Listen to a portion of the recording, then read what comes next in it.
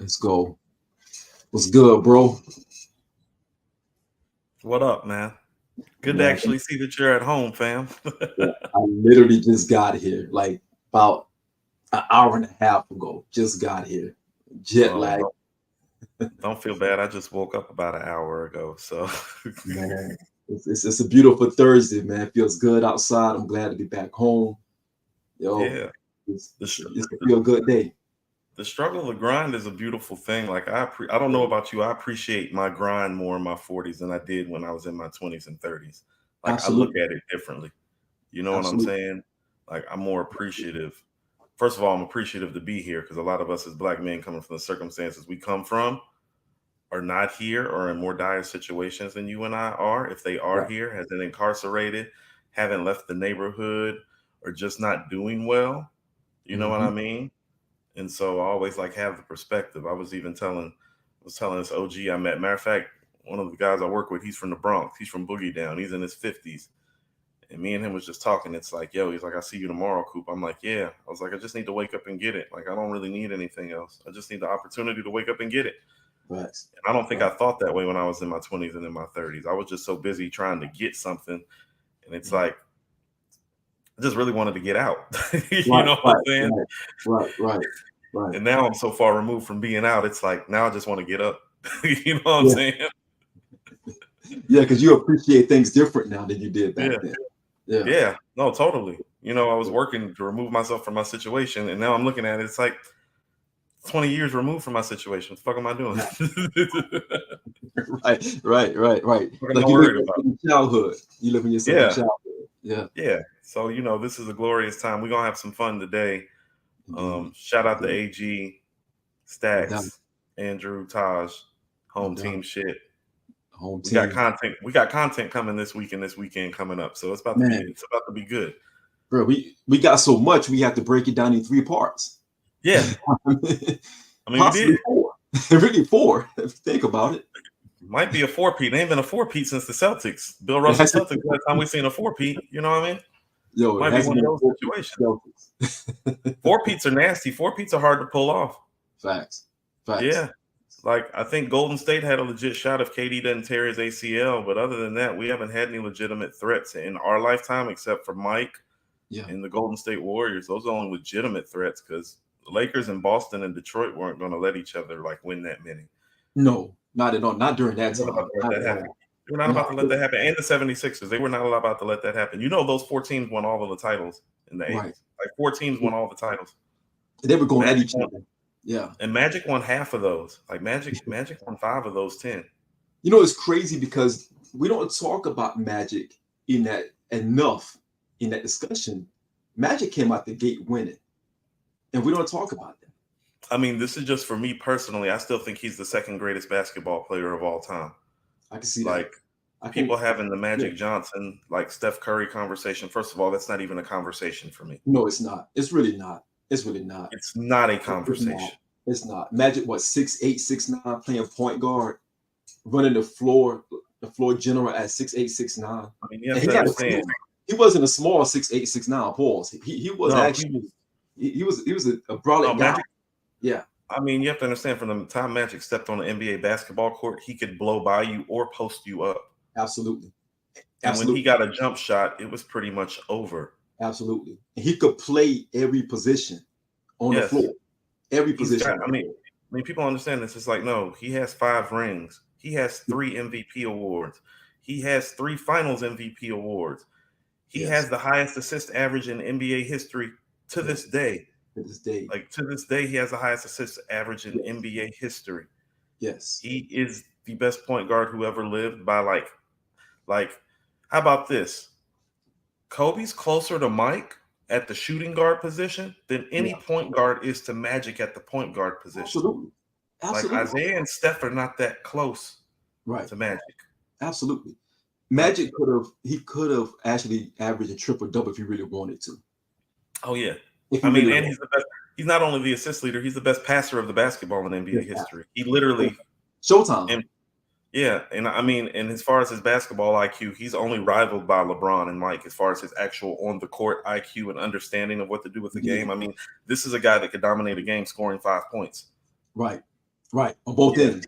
On both Yeah, ends. like LeBron can't do that. Mike can't do that. Kobe can't do No. that. Kareem can't do that. Right. Magic can do that. Magic can I do think that. the only person that I've seen like that in his prime, Jason Kidd could do some of that in his prime. Like Jason Kidd Yeah. would have like 9 points, be like, yeah, but he just totally controlled the game. Right. Right. That's a Yeah. fact. He did it in Yeah. such a short time. I think because his career, ended pretty fast. If you think about it, because he hasn't had that longevity. If you want to Yeah. compare it to the other greats, even Larry Bird. Larry Bird didn't have like a lengthy career. Yeah. Those guys did what, 8, 9 years maybe at that time, maybe. I mean, people understand. I think Magic played, 79 to 92, and then Yeah, came back 95, 96. So he actually only straight played a legit 12 years straight. 12 years. Yeah, 12 Yeah. years. And he made the finals 8 of those 12 years. Yeah, and won Oh, 5 I'm of sorry, them. 9. 9. No, He's because 5 and 4. yeah, Yeah. yeah, yeah. So he 9 of the 12 years he made the finals. And I think, if I'm not mistaken, of those 3 times he didn't make the finals, I believe he was in the Western Conference Finals another 2 of those times. So Right. there's only like 1 time that he played, like officially played, like in his prime, where he Right. wasn't one of the last 4 teams standing. Like Right. nobody can say that except for Bill Russell. Indeed, he's one of the Yeah. few. Now, he had a good Yeah. team. He had a good team, but still, he was the best player on that team. Kareem was without Magic for 5 years and didn't win shit. Right. But an MVP award or 2. He won a couple of MVPs without Magic, but he didn't win anything that mattered in a team sport without Magic. That's why I have Magic ahead of Kareem. Indeed. Yeah. Indeed. Kareem needed somebody like Oscar Robertson early and somebody like Magic in the middle and late. Like Kareem couldn't do it without those guys. Absolutely. And you got Magic on your number 2 list, right? As far as one of the greats. Yeah, he's number 2 on my list. Okay. I can live with that. That's a good argument. For me, it goes Mike, Magic. It's just too absurd what LeBron is doing to have him any lower than 3. So I'd have to have him at 3. Kareem would probably be 4. And if it's a team game, Bill Russell has to be in your top 5. You got to put Bill Russell up there somewhere, man. He got to be in the top 5. Well, here's another thing people don't understand about Russell. He'd have 12 rings had he not got hurt in one of those finals, right? He got hurt in one of those finals. Like, they were up 3-2. He got hurt in game 5. They lost the next 2 games without him. That series was over if he doesn't get hurt. So he actually would have won 12 out of 13. That's crazy. So it's like, it's the nuances of it. That's why it's like, well, I tell people, it's like, well, Golden State was about the 3-peat, and then KD ruptured his Achilles. And that's why you can't ever tell me Steph is better than KD, because when KD got hurt, he couldn't beat Kawhi and the Toronto Raptors. Right. Like, you couldn't beat Kawhi on a team that he hadn't even played with for a year without KD, but I'm supposed to believe that you're arguably the greatest point guard of all time. That discussion ended for me right there. It's not even the 2 finals MVP awards. It's the fact KD went down. Yeah. And you couldn't even get 7 games out of Toronto. You couldn't. The only reason, and I'm a big Steph Curry fan, the only reason we put him up there is because he changed the way the game has been played. Everyone he's more revolutionary than KD, but he's not better. Yes. It's more revolutionary. That's the biggest thing, because remember when he first came, I think his first 7 to 8 years, he's been injury prone. He's always had the ankle issues, really couldn't get through the playoffs. That's when they had Monte Ellis and those guys during that time. In Golden State, and he finally took that next step, that big step. Him and Clay together. And not being funny, it's like, you've played in 6 finals. You have 1 finals MVP. None of the other greats that played in 6 finals are walking around with 1 finals MVP. They're walking around with about 2 or 3 or 4. That's true. It's just a fact. Everybody in his realm that has played in that many finals, that's considered to be an all-time great player, they're walking around with more finals MVPs than that. They are. I think Wade might be the only one, but I think he's a greater all-time player than Wade. Like, Wade's right outside of that discussion. Yeah. But as far as like Larry Bird, Magic Johnson, Shaq, Kobe, Tim Duncan, Hakeem, Wilt, Bill, Kareem, like KD, like all those guys that have played in 4 finals or more, all those guys are walking around with at least 2 finals MVPs, like at least. At the very least, yes. Yeah. Mike got 6. They dominated. He took over. Yeah. Right. Mike got 6. Yeah. LeBron has 4. Yeah. Bird has 2. Magic has 3. KD has 2. Hakeem has 2. Tim Duncan has 3. Shaq has 3. Yeah. Yeah. Yeah. Kareem's got 2. Kareem has 2. Yeah. MVP award is named after Bill Russell, for God's sake. Yes. Yes. I think Olajuwon has 2, doesn't he? Olajuwon, yeah, that's what I said. Hakeem got 2. Yeah, he went twice. He got 2. That's why he has 2. I'm sorry, he went 3 times. He went 3 times. They lost to the '86 Celtics. That's when they had on. It was the Twin Towers back then. It was him and Ralph Sampson. Yeah, that was. Everybody's losing to. He lost to the '86 Celtics. Everybody's losing to the '86 Celtics. Yeah, no matter who you are, you're losing to that team. And that was a young Hakeem as well. That was a young Hakeem. Yeah, but, I mean, young Hakeem was good for 25 and 12. Yeah, he had also Ralph Sampson with him. But that '86 Celtics team was something different. Yeah, that team was a cheat code, man. That team that '82 Sixers team, 87 Lakers team. Yeah. Mike's '96 Bulls. Those are probably the best teams that we've seen in this modern era. That '96 Bull was a special team, bro. That team was special. You had four of the guys who started made all defensive first or second team. People always look at Mike's scoring. It's like, no, the '96 Bulls might be the best defensive team ever. Yeah. Ever. I think the average score was like 75 to 80 they were giving up in the playoffs. People struggled to get past half court in 10 seconds against them. They did. They would come out in the third quarter and be like, so this is over. Right. Like, I remember watching the game. It was probably maybe Kobe's second year, the '97 version of the team, maybe. Mm-hmm. And the Lakers were up by like 24 maybe at like halftime. And Kobe was like talking shit to Scotty and Mike. And I remember like Scotty was just like, you should slow down. Right. And they just locked everybody down, including Kobe. Like, yeah, so like y'all are done scoring points here. And that's with Shaq. Like, y'all are done scoring points here. Prime Shaq. Not just any Shaq. Yeah. That's prime like, you're done. No, you're done scoring points. Big man's gonna get his 30, rest of y'all are getting nothing. Like they were like that defensively. They're the best defensive team I've ever seen. Ron Harper, Scottie Pippen, and MJ. That's that trio at the top. And Dennis Rodman. Yeah, Dennis Rodman on the backside. That's what I'm saying. So you get past Scottie Pippen and Michael Jordan and Ron Harper, and Dennis Rodman is waiting for you. Yeah. Guarding big men. He's guarding every big man on the court. Well, he changed everything for them because it's like, no, we're not doubling Karl Malone. We're not doubling Charles Barkley. Why would we? We have Dennis Rodman. Like we're not doubling Tim Duncan. We're not doubling KG. We're not doubling anybody. We got Rodman. So all we need to do is lock down the wing. That's it. And that was easy work to lock down that wing. Those guys are going to get their points, but he's about to make them work. They're going to be tired by game 4 or 5 of this series. That's really what happened to Utah. Mm-hmm. And Utah was a better team. Technically, they were a better team. They ran a better offense. They had a better system. They had been together longer. Mm-hmm. Yeah. But look at the Karl Malone in the fourth quarter of those games past game 4. Yes. Lift on the legs ain't the same when Rodman's talking shit to you and all that. He was different. Yeah, Rodman doesn't get enough credit. Like Rodman's a better defender than anybody who's played NBA basketball in the last 20 years. Like Draymond, Ben Wallace, all these guys, like none of them are better than Dennis Rodman defensively. He didn't take plays off like that. He had a high motor. And he took pride in playing defense. He didn't care about the score. And Rodman could score. People forget Rodman with the Pistons could score. Yeah. He took more pride in rebounding and doing the other things. He was a double-digit scorer for the Pistons. Yeah. Yeah. Like, and they had a team full of shooters and he was a double-digit scorer. Think about this. It's like Joe Dumars, Isaiah Thomas, and Vinnie Johnson took most of the shots. Yeah. Make no mistakes about it. Yeah. But he had better pride. He wanted that pride to play defense and get rebounds. They don't have that today. Today's NBA, everybody wants to score. People understand. Young Dennis Rodman was fast enough and agile enough to actually guard Mike. Like he would guard Mike sometimes when he was with the Pistons. Like he would guard Mike, like one-on-one. One-on-one. Yes. Yeah. Yes. Yeah, he was different. Special guy. Absolutely. I met him when I lived in Cali. I had a beer with Dennis Rodman once. But that's a story right there within itself. You want to know what's crazy? He's actually one of the quietest and nicest stars that I've ever met. Oh, wow. He is extremely quiet and mild mannered.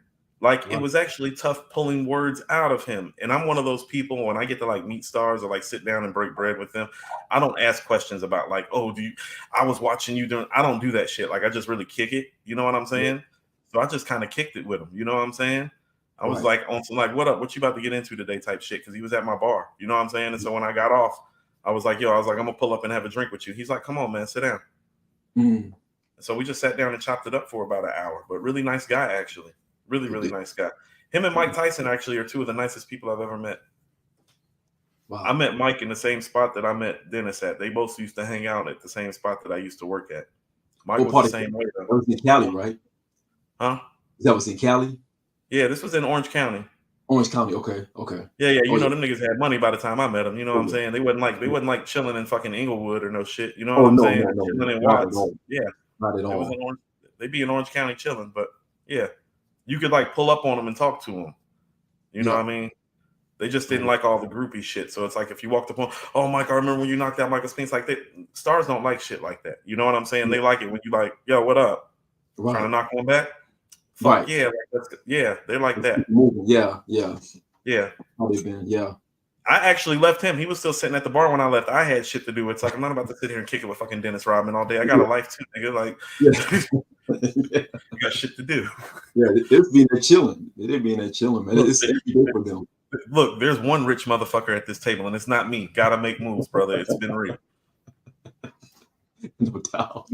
I've always been that way. I met Earth, Wind, and Fire in that same spot too. Oh wow. Mm-hmm. Oh, wow. That's their wives. That's the big spot for them. Yeah. Yeah. This was a hot spot. It was a hot spot.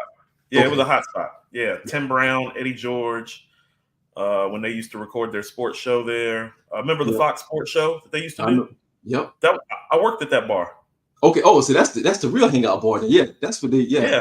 I used to take care of them before and after the show. Okay. Eddie George is a nice guy too. I met Eddie George. I met Eddie George in Nashville actually. Yeah. I met him in Nashville a couple of times. He actually frequents the cigar shop out there next to the stadium. Okay. Yeah. I can see that. Eddie was a super nice guy. Yeah. I'm a Notre Dame fan. Tim Brown's a fucking asshole, and I say that as a Notre Dame fan. He looks like one. He is. He's not a nice guy. He's not a good person. He looks like one. That's like Sterling Sharp, man. Those guys like that, man. They just. I've heard stories about Sterling because so when I sold life insurance, my upline, your upline is kind of like they don't like to call it your boss, but it's the person who you report to and takes a percentage of your earnings, so that makes them your boss. Right. My upline lived in one of the more affluent communities in Colombia and actually used to golf at the same course that Sterling used to. Sterling's like a big golfer and shit talker. That's where I met him. I met him in Colombia. Yeah, he lives in Colombia. He won't leave. He won't leave. He loves the cost of living. He's a big fish in a very small pond. Yep. Talks a lot of shit on the golf course. Yeah. I believe it. But people don't understand this too. Like while Jerry Rice was in his prime, Sterling Sharp's the only person that could say they were a better wide receiver. He was like that. He deserves to be in the Hall of Fame. Absolutely. And he was better than Shannon. Shannon will be the first person to tell you that. He was better than his brother, and his brother is one of the 5 greatest tight ends ever, in my opinion. And that's why Shannon talk about him a lot when it comes to that. Yeah. Had he stayed healthy, the conversation would be Jerry Rice, Randy Moss, Terrell Owens, Sterling Sharp, Marvin Harris. Like he's he was one of those. Yeah, he's one of those guys. He's not a Hall of Fame wide receiver. He's one of the Hall of Fame wide receivers. He's not just a guy. He wasn't just a guy. No, he's not just a guy. He was one of those. Route tree had the entire route tree on lock. Yeah, he knew all of that. Brett Favre has about 50 more interceptions to his name without Sterling Sharp. Like big facts. Yeah, big facts. Yes, sir. But man, so where we at? Where we sliding to next? I want to take you to your boy Cole, because Cole got this this guest verse on the grippy joint, and I want to get your thoughts on it, man, because I don't know, man. This is that Kurt Cobain joint that he's featured on, and Cash Cobain. Cash. Yeah, I'm sorry, Cash. Yeah, sorry about that. Yeah. So I'm a little I'm not surprised. I told you this before. I think this is what we're starting to see from Cole. I think we're at that part where Cole is trying to figure out exactly what he's going to do before this album comes out. I think that we might be in for a treat on the opposite side of that with Cole over the next couple of months leading to this album, bro. Whoever's handling the project, none of this shit like this needs to be on there. I mean, it's like I was telling you behind the scenes. It is the worst verse I've heard from him in the last 4 years, without question. Like, period. As far as the 2020s are concerned, this is the worst that I've heard him sound. Yes. I think people are immediately going to go to the legendary, what's now considered a legendary battle between Drake and Kendrick. It's funny how stuff becomes legendary so fast now. The legendary battle between the two of them. But I'm going to be honest with you. And I think people look at me as somebody who doesn't like Kendrick, which is not true. He's proven himself to be the man in this generation, but he's also proven me right in the sense where I'm like, well, your competition's not tough enough, because I'm looking at how these guys are performing under pressure, and I'm not loving it. I'm not liking how Drake reacted to this pressure. I'm not liking how Cole is reacting to the pressure musically, even though he bowed out. Like, if you're going to bow out, and this is the next thing that we hear from you after the bow out, it's like somebody around him should have been like, no, like, you got to give us some of that flame. Like, we need some, you know what I'm saying? We need some, we need a Johnny P's Caddy verse. We need a first person shooter level verse from you. We don't need this. No, like, we don't need this from you at this time. Not this. No, not this. Not this. Like, you could have got it. We could have given this a hall pass and kind of slid it through the cracks about a year ago. But now that all this happening, it's like, no, dude, scrutiny and pressure is like on. It's like game time. You bowed out of the battle. Yep. It's time for an album from you that is probably going to be a litmus test of your career as a whole. You know what I mean? This is the tester plate. You know what I'm saying? This is the one that's like, yo, he still got that dope. Right. Or is, you know what I mean? I told you, like, a lot of his legacy is like, his legacy for me was the one that stood the most to gain and stood the one to take the biggest hit. You said that. You said that. And I said that from the. It's taking the biggest hit, Shawn. It's taking the biggest hit, and this and this is another hit. And quite frankly, he needs a hit, as in a hit record, a hit boy, and a hit album. Like, you need Hit Boy the producer. I like that. You need a hit. You need Hit Boy. Shout out to Hit and Big Hit and Al. The album drops tomorrow. We'll probably be back here. Yeah, we got to talk about that one. I heard it already. You've heard it. Cool. We'll talk tomorrow. Yeah. We'll talk tomorrow about it. But I'm not joking when I say he needs a Hit Boy, and a hit album. This album just doesn't need to be a great album. There needs to be some hit records on this album. He needs a Hit Boy. Maybe even if it's not Hit Boy, he needs somebody that's going to guide his project the way Hit Boy guided Nas's projects. Like, people got to stop acting like Drake and Kendrick and Cole are like 26 years old. These niggas are in their late 30s. They're knocking on 40 real soon. They're in their late 30s. Yes. Y'all aren't young anymore. No. You need some direction. No. Right. But what you mostly need is for this album to hit hip hop consumers and listeners where we got it. You want to know what? I don't mind him stepping out of this battle if he's going to make an album like this. Yep. And anything less is not going to do. This verse is definitely not about to do. Yep. It's not about, this ain't it. And Rhapsody just dropped arguably album of the year. Yeah. I know a lot of people have been going back to Richmond Hill by Master Ace, which hasn't been getting enough pub, and telling me that that's better than Rhapsody's album. Yeah. I think on some, how about this? I mean, not to be funny, if you're from New York and you love that classic Trapped in the 90s sound, and I'm saying Trapped in the 90s in a good way when it comes to Master Ace. Absolutely. Oh, yeah, of course it's your album of the year. It's just hip hop's bigger than that now. Right. And so I try to look at it through a wider lens. Today's sound is totally different now. And I love the sound of the album. I love Richmond Hill. And when we do our mid-season review, it's probably going to crack my top 5. Indeed. Yeah, it's going to crack my top 5 as of right now. But yeah, it's like I don't even know if you're the best rapper in our home state right now. I don't I would know. have to give that to Rhapsody. And Shawn, I said this on my former show. I've always said Rhapsody is more indicative of the North Carolina hip hop climate than any MC we have, and that includes Cole. I can see that. And she's proving that right now. I can see because that. We are very much New York South. Like, I know people from Virginia think it's them, but Virginia is kind of like New Orleans in the sense that it's like they kind of do their own thing. They do. They have pockets in Virginia. Yeah. They have pockets in Virginia because you still have like traces of that New Jack swing in Virginia. It's really there. So you have a lot of pockets in Virginia, depending on where you go. Right. Now, if you're talking about the Clips and Re-Up gang, I did feel like in the early 2000s and in the mid 2000s, the Re-Up gang as a whole did better East Coast music than most East Coast artists outside of 50. Right. But that was also, and correct me if I'm wrong, that was a lower point for New York hip hop music. Yeah. Yeah, because the sound was changing in New York. I mean, it was 50 and Dipset, and I mean, I love Dipset, but I think Re-Up gang makes better music than Dipset.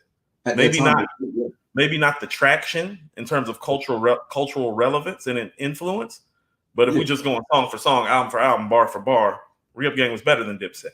The Dipset movement, outside of 50, the Dipset movement was bigger than the music, in my opinion, because the movement, and you got to compartmentalize both entities. The movement was stronger than the actual musical output because they had one at the double album, the Dipset Diplomatic Community. It was a wave. It was a vibe at that time. But then you had which one? You had Diplomatic Community Part 2 that came out a couple of years later, and that was a dud. That was bad. Yeah, it wasn't good. It wasn't good. It wasn't good at all. It was horrible. I mean, really, Cam's albums were good. Come Home With Me and Purple Haze were good.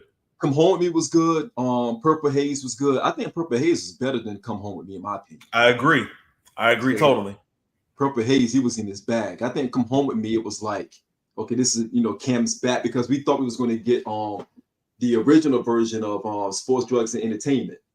Yeah, that's the original version. Yeah, and the other portion came out of it, and it wasn't that great. And then he took a couple of years off and came back with Come Home With Me. So Get 'Em Girls and Killer Cam are probably 2 of my 5 favorite Cam'ron records. Yeah, absolutely. Get 'Em Girls is probably my favorite Cam record, actually. Like he went crazy. He went crazy. Yeah. He went crazy. I get on Extra Grind. What do you say? I get on Extra Grind, Poughkeepsie to Pepperdine. Jeff Hamilton, Genesis, Leather Time. Bitches say I'm the man. I tell them never mind. Yeah, that was Killer Cam slang at his peak. We're going to have to talk about Cam one day, man, because Cam reinvented himself like 3 times. And people don't talk. Cam's win, we went from when Cam, Confessions with Fire, right? And he was ghostwriting for Junior Mafia at that time, too. So I'm about to say, people forget that Cam was under Big's wing first. He was. He was under Big's wing, yeah. And Cam was somebody that early on that was capable of going back and forth with a prime DMX on a record, pulling. Absolutely. He was also capable of stepping on a record and holding his own with a prime Big Pun. Exactly. And Kissing Styles on Banned From TV. On an MC level, not on like Cam started killing people with style during the Diplomats run. Yes. Lyrically speaking, he could hold his own with those guys. X, Pun, Styles, Kiss. That's some of the best. He's rapping for Biggie while Biggie's making Life After Death. Right. He's ghostwriting for Kim at that time. He's ghostwriting for C's at that time. So he has a lot going on during. And he wrote for Charlie Baltimore. Yeah, Charlie Baltimore. Yeah. Right. He was the one that was. Remember, had Unitas Entertainment. The main artists were Charlie and Cam. That was Big's doing. That was Big and Un's doing. Right. Yeah.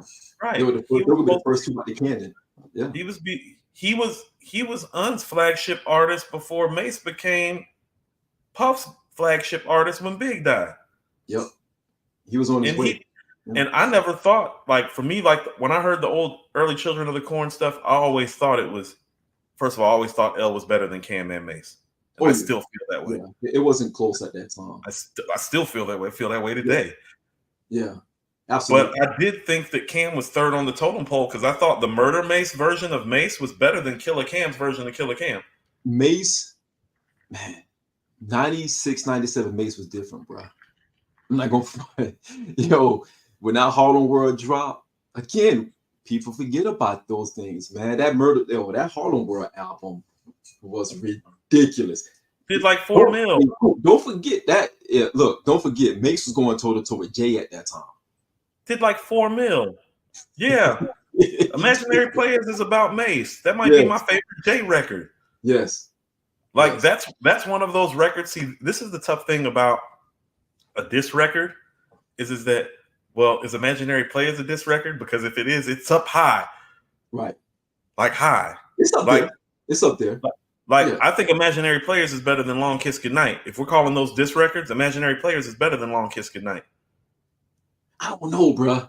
I don't know, man. Long Kiss Goodnight it checked the boxes for everything for me, bro. Like even the beat just is. Yeah, that's RZA on the beat. Oh my goodness, that's RZA. In the book.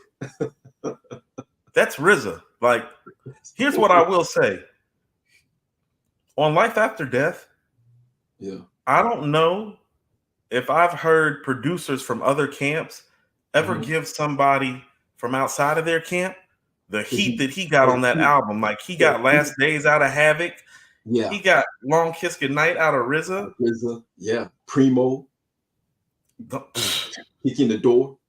10 Crack Commandments. He was 10 Crack Commandments. He was getting all the heat. You know, it's funny because I think it was Ray and Ghost, or one of the two, I think it was Ghost, who stated that he was upset that RZA gave up that beat too big. I would be mad too. Imagine listening to the beats on Iron Man. Yeah. And hearing him give that beat later that year or early in 97. It's like, where was that beat when I was doing Iron Man? Because Ghost's problem with Iron Man was the beats that were on Liquid Swords and the Purple Tape, which are some of the best beats ever. He was in between both. Yeah, he was right after both. Yeah. But Long Kiss Goodnight sounds more Purple Tape, Liquid Swords like. But Liquid Swords, because you had Liquid Swords, then you had Only Built for Cuban Links, and then you had Iron Man. And then 97, you had Wu-Tang Forever. You had peak RZA at this time.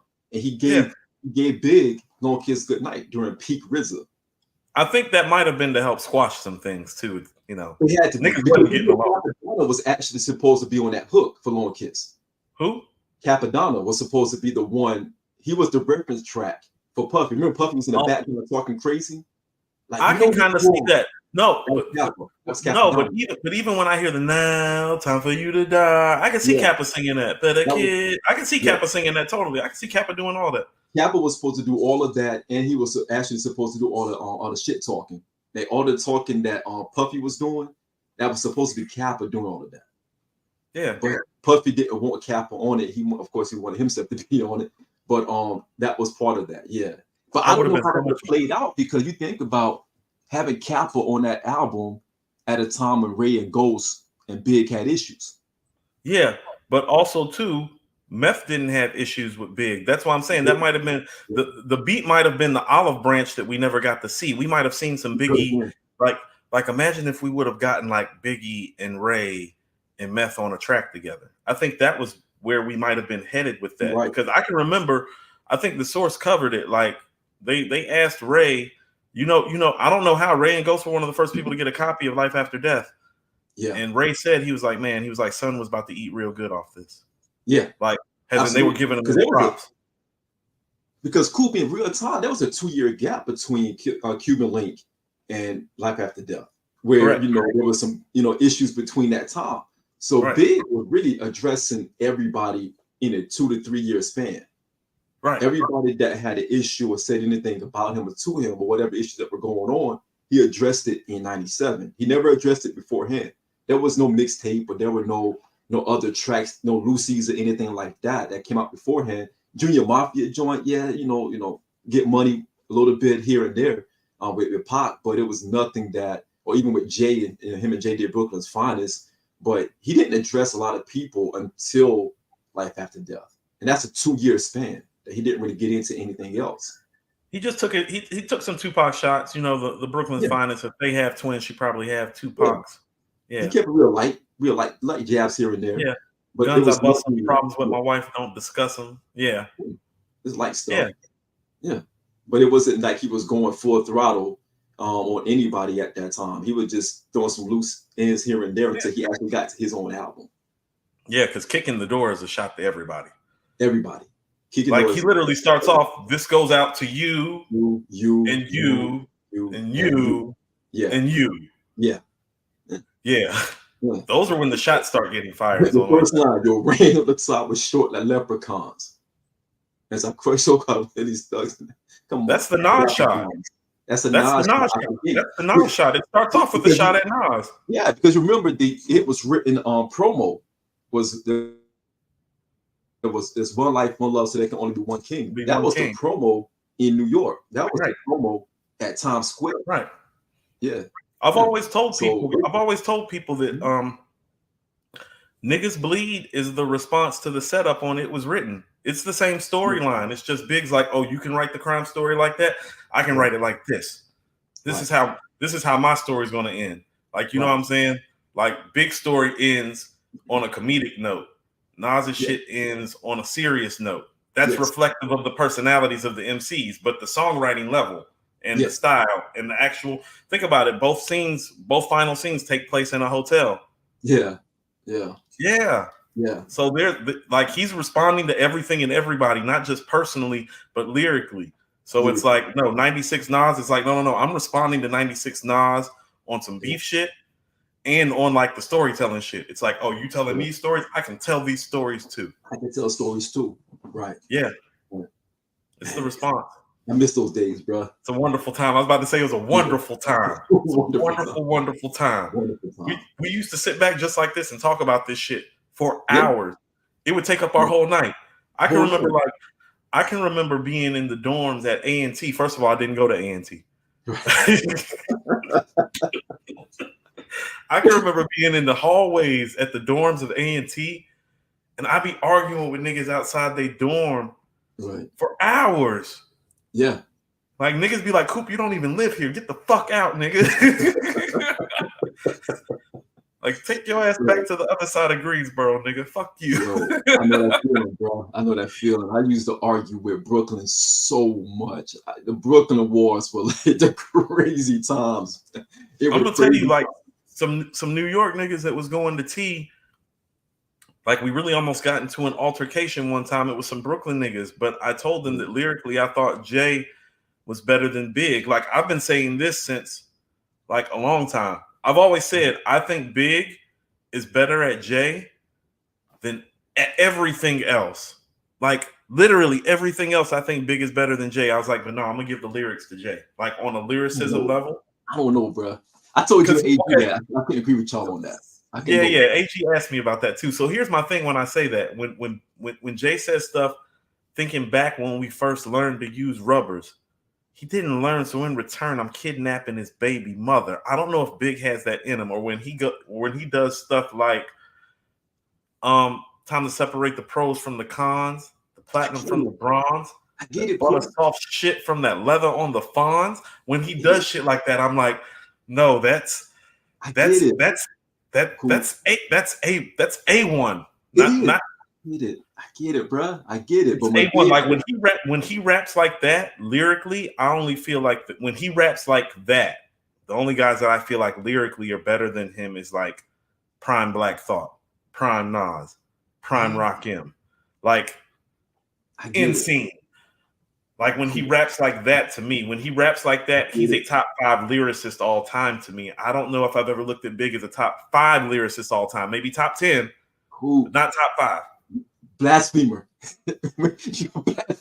When he says stuff like make your mouthpiece or beats like that or Reese, when I release, you lose teeth like little C's.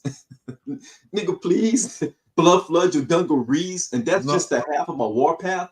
That's the transition is just the half of my warpath. Hold on. As far as transitions from bar to bar, nobody's ever been better than Big at the transition and the wordplay on the transition as you're switching the speed. Like nobody's ever been better at that. See, but that's what I mean. To me, that's more flow, delivery, cadence. That's not necessarily the lyrical aspect. The lyrical component is playing a part, of course. It's just I don't know if it's the same thing. Like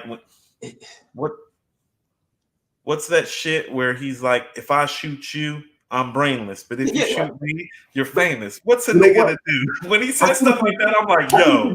I see what you're doing. I've always said this. Conversational J is the highest level of J.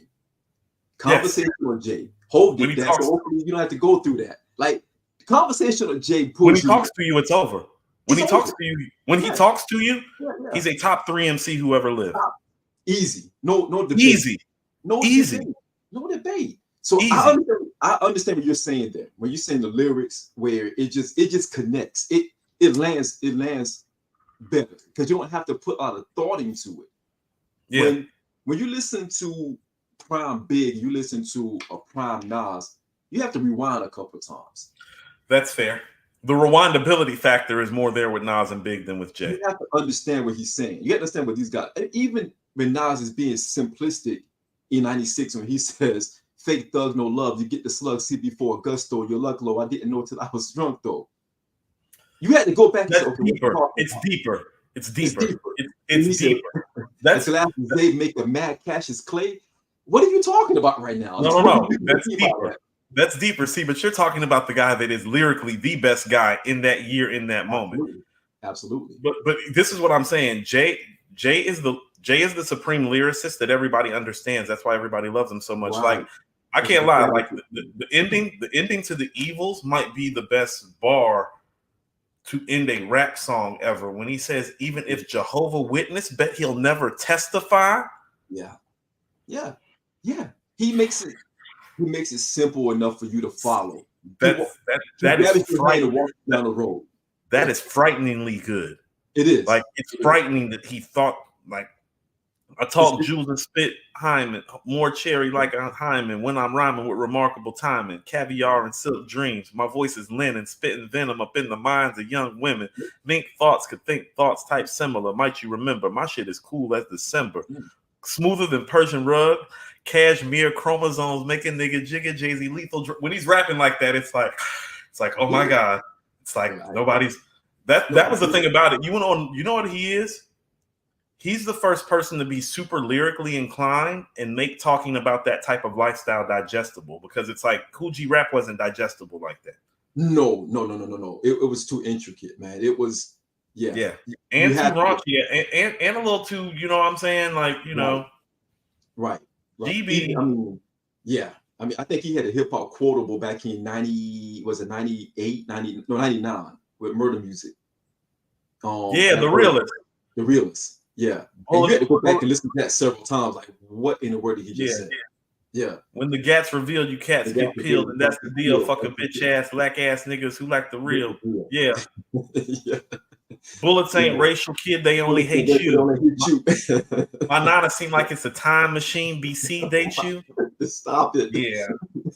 Money. Talking different. Yeah. That's Corona Queens in the house. He talking real greasy on the Realist. But no, G Rap is like that though. But that's what I'm saying. Jay took what G Rap did and he like put like a coat of wax on it and made it shiny. I like that. I like that. Cool. That's every now and then you will bring one of them zingers out. You bring one of them Coop zingers out. You right. Yeah. Right. You like that? I'm not going to agree with you on the J thing, but you're right. I can concede the fact that you have a great point. AG, when you see this, I'm not conceding. I'm just saying he has a great point. He's articulating himself very well right now. Okay, so I know we went on a little tangent, but it's like, the Cole verse sucks, and he needs to step his game up and make the album of his life. Absolutely. Yeah, at the end of the day. Because here's the thing, them being down, Kendrick is up so big that it makes it seem like he's a top 10 MC all time. Because when you have the best MC from an era, which most people already consider Kendrick to be, and has now been validated with this victory and with Cole's bow out and now this whack verse. Well, when you're tops from an era, Yeah. You typically make the top 10, don't you?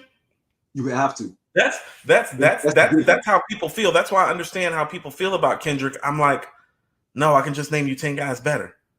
Right. Right. But I get what you're saying.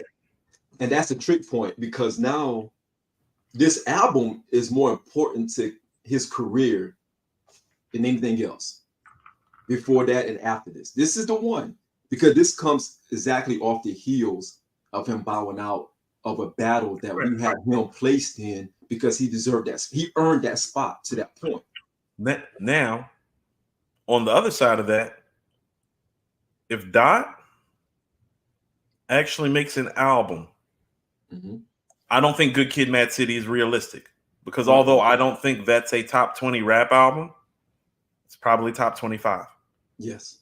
So I'm not expecting a top 25 rap album. Yep. But if he can make something in the realm of A Damn Word to Pimp a Butterfly. Yeah. Oh no, I'm probably going to have to objectively slide him into the top 10. Because it's a conversation that need to be discussed. Yeah, it's a discussion. Right. Because my whole thing about sliding him in the top 10 was like, no. Give me one more project that's like that. Indeed. Because here's the thing about it, like, and people don't really talk about this much. Section 80 is a really good project, but it's not holding up very well. Like, people aren't running back and listening to Section 80 like that. And cool, people hate to have that conversation about what aged well and what doesn't. People hate to have that conversation, but it's a real thing, because it's a reality. It's a reality. We still talk about Illmatic and It Was Written and Ready to Die and Life After Death. We just talked about Jay and Reasonable Doubt verses. I'm still playing It Was Written and Reasonable Doubt.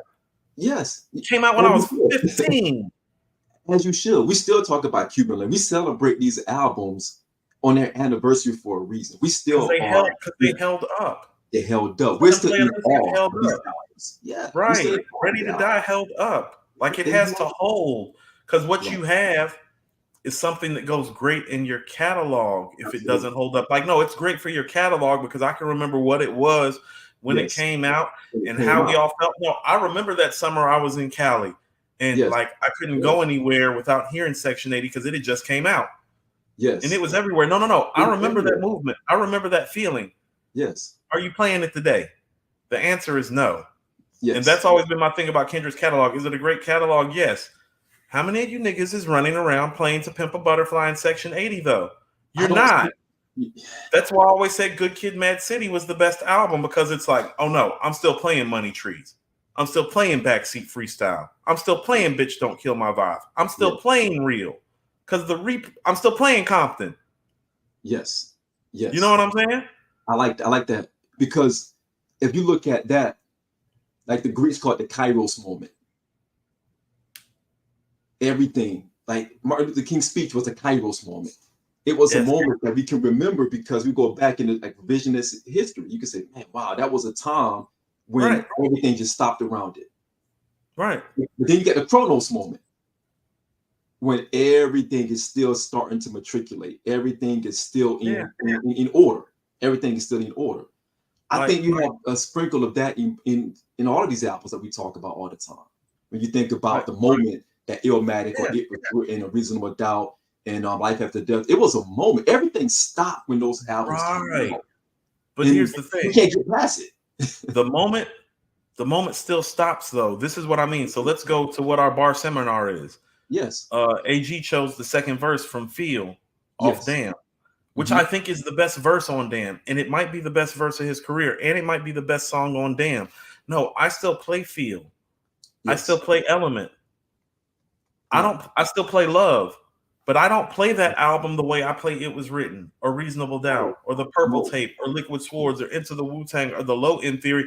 There's a difference from making a great album that has songs that stand the test of time that carry on than making an album that stands the test of time and carries on. There is a difference. And so when I look at his catalog, I'm like, no, you made one album like that. So when people are talking about you like you made 4, I'm not hating. I'm providing some real objective commentary to the situation. That's why I always ask niggas, oh, it's like that? What record are you playing? Because I'm going to tell you what happens to me. sometimes I just want to hear the shiznit off of Doggy Style. Okay? Yes. Yes. But you know what happens when I end up playing the shiznit? It makes me go, damn, let me go ahead and just start from the top and play this whole thing. Right. Sometimes I want to hear Ice Water off the Purple Tape, which is how the second side starts. And I'd be like, you want to know what? No. Let me go back to the beginning. Yeah. Sometimes I want to hear Take It in Blood, but I end up going, Run It Back. Yeah. Sometimes I want to hear Politics as Usual, but it makes me go, Run It Back. Absolutely. Everyday Struggle on Ready to Die. But no, Run It Back, because the album's like that. And when I listen to my favorite song on there that's like that, it reminds me and jogs my memory. It's like, yo, this whole album like that. It's just my favorite song. Run It Back. Because it stick to your ribs. It stick to you. It's different. It's a different recipe. And he's made one album like that. And there are other great MCs that have only made one album like that and have a great catalog. Right. You know what I'm saying? Like, this is why I would still put somebody like Ghost slightly ahead of Kendrick. Ghost got 2 albums that stick like that. Absolutely. Iron Man and Supreme stick like that. Look, Iron Man was special when it came out. It still is to this day. Iron Maiden's one of my favorite, like, Wu-Tang joints, like, period. I love Iron Maiden. I love I love Marvel. Black man, watch out. She's saltwater trout. Come on, man. I mean, Faster Blade, Assassination Day, Fish, Boxing Hand. We eat fish for salads and salads. Woo! Man. Winter Wars is on there. Motherless Child is on there. Don't get me started. After the smoke is clear, like Daytona 500. That's what I'm saying. Like, when the album is classic, it's like, no, Iron Maiden is my joint. Yeah. And I think that's actually one of the best start-offs to a Wu-Tang album, too. But when I play Iron Maiden, I'm like, oh, yeah, there's about 8 or 9 other classic songs on this level on this album. And it's back-to-back. It's back-to-back. There's no stopping. The only problem with the biggest problem with Iron Man is that it came out after Liquid Swords and the Purple Tape. That's the only thing. But, and if you think about the theme of it, Iron Man came out like in the summer of 96. It was like August. June. I feel like it was August. August 96. I feel August because I heard Daytona 500 right when school was ending, which was like late May, early June. Yep.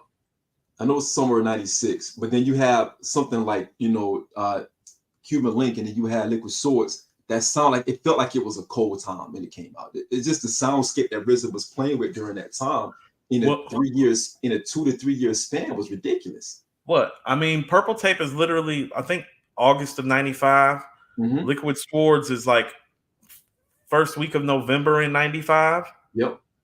And then you get Iron Man. Iron Man right after that. And think about the carryover, Coop. Everything was a carryover because Liquid Swords was still carrying over into 96. People forget this. And I think Return to the 36 Chambers is like March or April of 95.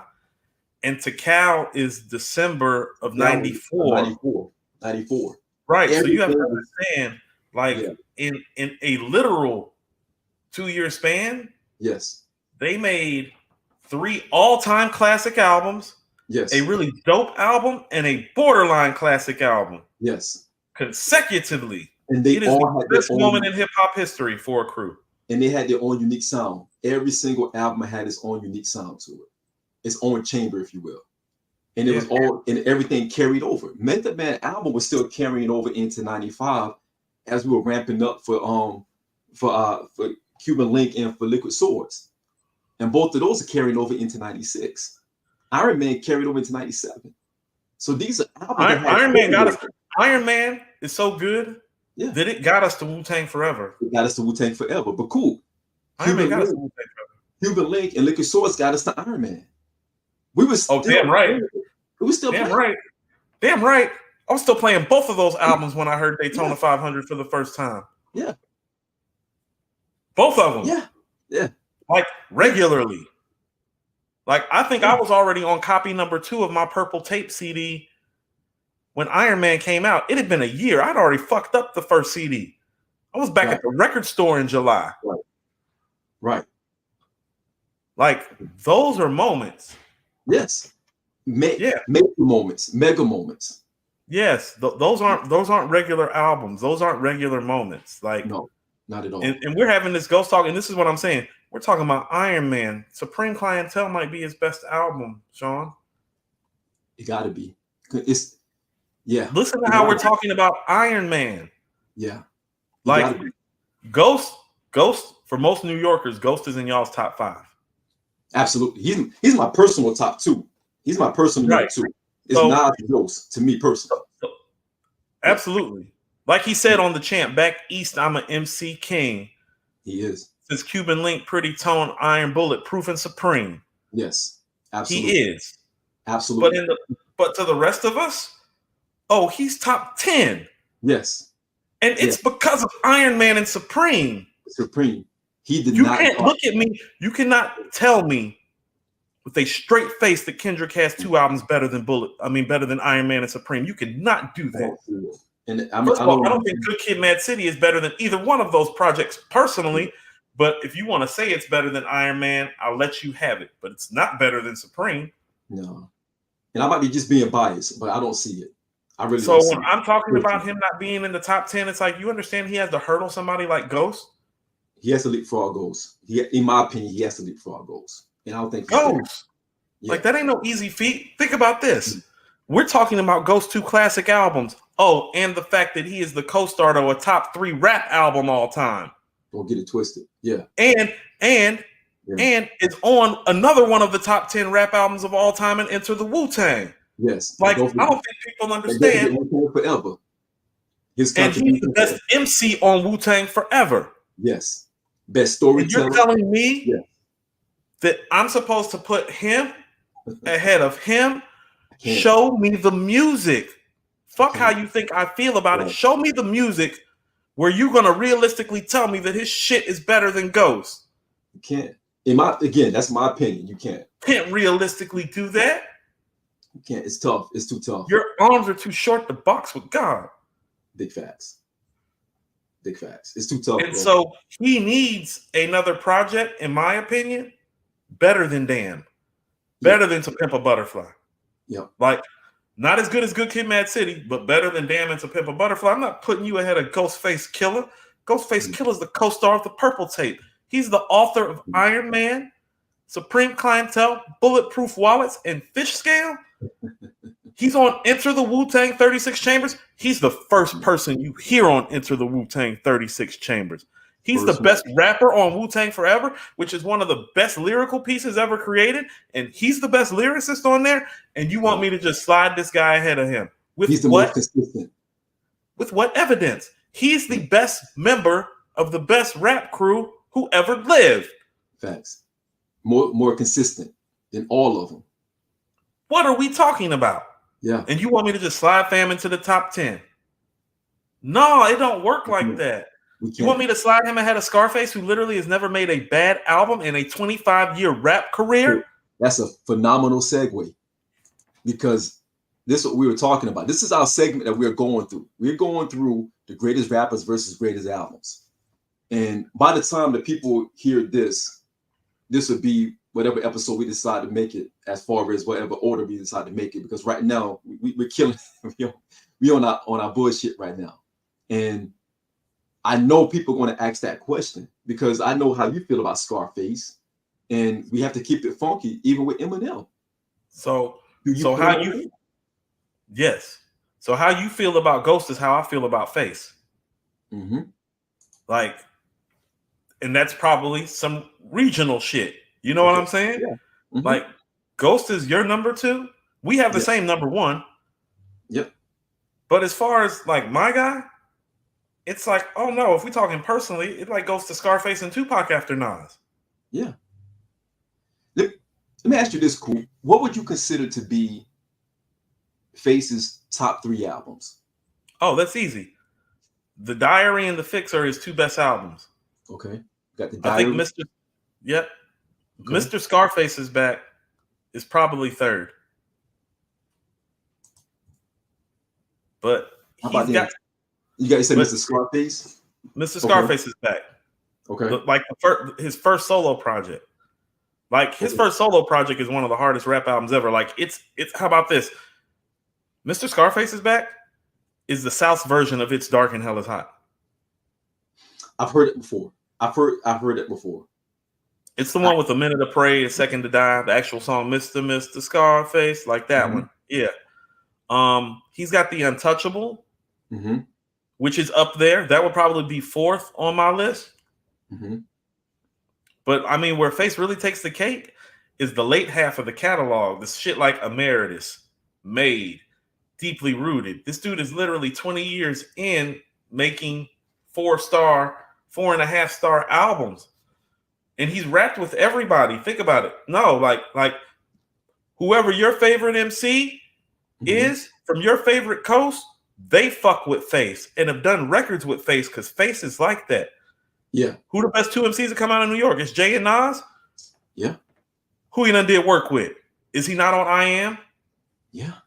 Is he not on the Dynasty album? Yeah. He was the first one that Nas brought. Cool G Rap. Cool G Rap. Fucked with Face. Nas fucked with Face. Yeah. Jay fucked with Face. Snoop and Pac fucked with Face. Everybody. Too Short. Everybody down here fucked with Face. That's a rite of passage.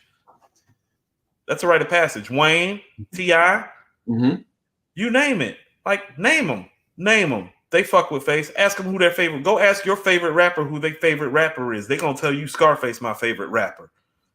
Ask M.O.P. Yeah. Face. Ask Jay. Face. Ask Nas. Face. Ask Pac when he was here. Face. He's Bun B literally said when he heard The Diary by Scarface, he knew he could only come in 2nd place in his own home state. That's Bun B talking up in this motherfucker. Bun B literally said out of his mouth, I knew the best that I was going to do was 2nd place after I heard The Diary. Do you know how revered this man is by his contemporaries? He is revered in a manner that no Southern MC has ever been revered outside of and inside of his region. No doubt.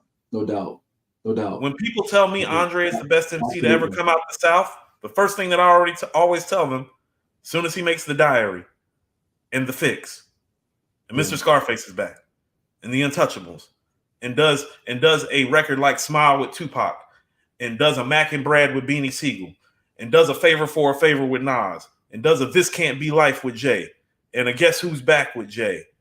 As soon as he does those things, because you're talking about talent. I'm talking about who actually the fucking man is down here. He is fucking man down here. No doubt. And he's well. I mean, no one has any issues with Face. Never. I don't think we've ever had anybody had any issues with Face in any part of rap. In any part. He's been certified from day one. He is the author, the main writer, has in 3 of the 4 verses on one of the 10 best rap songs ever. He wrote My Mind Playing Tricks on You, except for Willie D's part. He wrote Bushwick Bill's part in his 2 verses. He did. That is essentially his fucking record with a Willie D guest appearance. Is Mind Playing Tricks on Me is a top 10 rap song to you, right? I would assume so. Or is it close? I think, bruh. It's top 5 for me. It might be top 5. I'll be honest. It might be top 5. It's top 5 for me. And so it's like, who else got a catalog like this? Who else got a guest appearance sheet like this? Who else is revered like this? Like, Nas's trajectory of classic albums is greater, but from beginning to end, nobody has a Scarface catalog because Scarface doesn't have a lull in this catalog. There's not an Untitled or a Nostradamus or a Nasir or a Lost Tapes 2 floating around Scarface's catalog. Do you understand what I'm saying? Talking crazy, Coop. You might be right, though. Talking a little nasty right now, but I get it. Yeah, there's no Magna Carta Holy Grail in Scarface's catalog. The fuck are we doing? Or Kingdom Come. And so, you want me to put Kendrick ahead of Face? Like, has it Goat or Scar? How about hell no? How about hell no? No. How about Talk to Me when he's 10 albums in? The way Scarface was 10 albums in, still making great music. Talk to me about him being top 10 when he's 10 albums in the way Face is 10 albums in. Face was 10 albums in. And most of Face's albums are solo missions, Shawn. Yeah. Like My Homies is the only album, the double album, My Homies is the only album he ever made that really had heavy guest appearances. Yes. Do you think because Face is so humble that it stops him from people having those conversations like we're having right now? Because if you ask Face who's in his top 5, what he always says, Nas, Nas, Nas, Nas, Nas. He's always said that. Mm-hmm. He's so humble that he doesn't even want to be in that conversation as being one of the GOATs or in the top 5 or anything or top 3. He doesn't want that. Because Face is a thinker and Nas says shit, and Face is probably one of those guys, the only top guy. Him and Ghost are, it's funny, we're talking about the two guys that are willing to admit it. Both Scarface and Ghostface think Nas is the greatest MC of all time. What more do you need to hear? But you want to know why? Because they know the level that they operate on. They know what their catalog looks like, and they know that man says shit that they're not capable of saying. What the fuck does that say about that guy? Absolutely. Absolutely. They know, right. like Face literally will tell you, like, you bitches ain't fucking with me. Like Face tell everybody else, you niggas ain't fucking with me. Y'all not rapping with me. Y'all not making better albums than me. You niggas don't make better songs than me. Like, you niggas ain't real in the streets as I am. Y'all can't walk around your fucking neighborhood the way I can walk around fucking Houston by myself and pull up. Like, you dudes is none of that. But about Nas, he stopped and paused. Yeah. Ghost probably got the best catalog in New York outside of Nas and Jay, but about Nas, he stopped and paused. He was just on Stephen A. Smith's podcast talking about every time I see Nas, I call him the golden child. Yes. Yes. And they said that since inception, they said it about Nas being a golden child. That makes sense. Yeah. That makes perfect sense. So, yeah. But look at who's saying that. Look at their catalogs. Those are top 5 catalogs. Like Ghostface and Scarface to me are holders of top 5 hip hop catalogs. I can't put Kendrick ahead of them. Right. Like, I can't do that. Look, man, kings are kings. So it makes perfect sense. You can't put, for me personally, I can't put Kendrick over that. I can't have him leapfrog. I'm just trying to understand, I know people are going to be tearing this up, and I'm all for it. I'm just trying to understand why it's not universally known. Like, are we trying to erase what someone like a Face has done just because we want to prop him up more than anything else? And it's not hate. I'm asking that question for real. Some of it is education and information, Shawn. Like, so I'll tell you what. This is gonna seem funny. This is about to be a major sidebar. Did your mom watch Oprah? Like 80s Oprah? Like 80s, early 90s Oprah? Did your mom watch Oprah? Like when Oprah was actually on syndicated television, like before she took over the world. Did your mom watch Oprah? A little bit, yes. One day my mom was actually off work, and she didn't used to catch Oprah. So when she'd actually get off, she would sit down and watch Oprah. Oprah used to come on like 4:30. My mom used to not get home till like 7 o'clock, 8 o'clock if I was lucky. Mm-hmm. I ended up watching the episode with her one time, but they were talking about the Holocaust, Shawn. And they were talking about how one out of every 3 to 4 Americans didn't know that the Holocaust had happened. This is like 1990. It's like 40 years removed. Right. Okay. Right. So let's take that piece of information about how America operates and understand that a class of people had genocide inflicted upon them to the tune of 6 million people, and 1/3 of America wasn't even aware that it had happened when it just happened 40 years ago. Okay? Right. How old? Right. Listen, how old is Illmatic in The Diary by Scarface? How old is Iron Man? It's 30. Yeah. It's going like those albums are 30 years old this year. I mean, The Diary is going to celebrate its 30th anniversary this December. Yeah. Iron Man Into the Wu-Tang has already celebrated its 30th anniversary. What's happening is that when you don't educate and inform people properly, that's true. History gets lost, period. It's not just rap, it's history, period. That's why it's important that we have these conversations and remind people. It's like, oh no, you're not about to wipe Enter the Wu-Tang, Only Built for Cuban Links, Iron Man, and Supreme from my memory. You're not about to wipe Mr. Scarface's Back, The Diary, and The Fix from my memory. You don't get to wipe it from my memory just because it's your fucking turn. Thanks. That's what we not doing.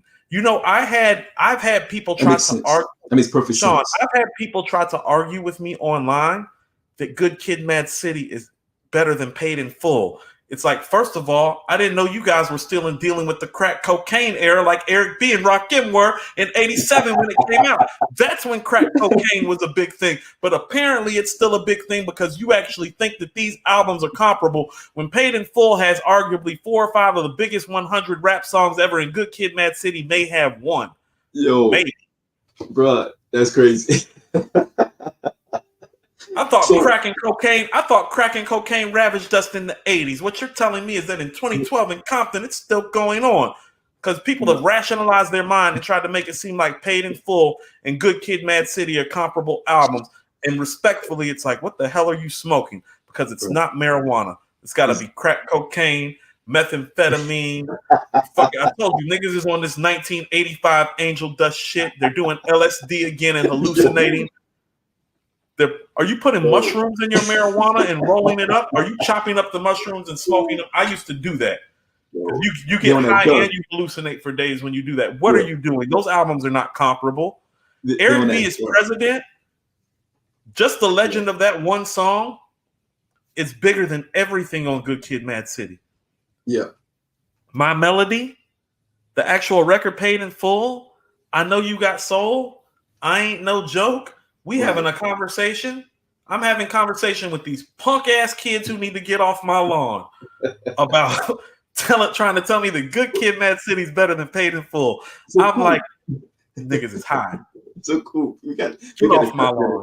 We got to cut that and put you on the solo joint. Get off my lawn. So that feeds into our theme here over the next couple of days: greatest rappers versus greatest albums. Because now what you're talking about is, we need to occupy a space where they occupy their own space, because when you're talking about Rakim and what he's done for hip hop and how he transitioned everything, let me ask you this, out of the two, and just being totally unbiased, who has the greater impact in hip hop?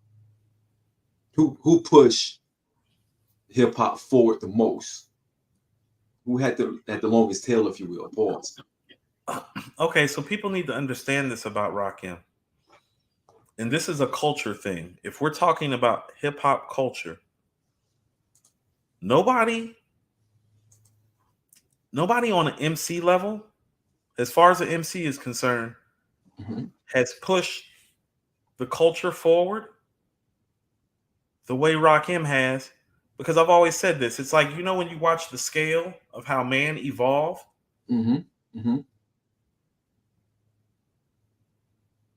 Rakim is like 3 versions of the man morphed into one. It's like, oh no, that's when, how like it shows how man used to crawl, and then he had a hunch, and then he stood up, and then he walked, and then he ran.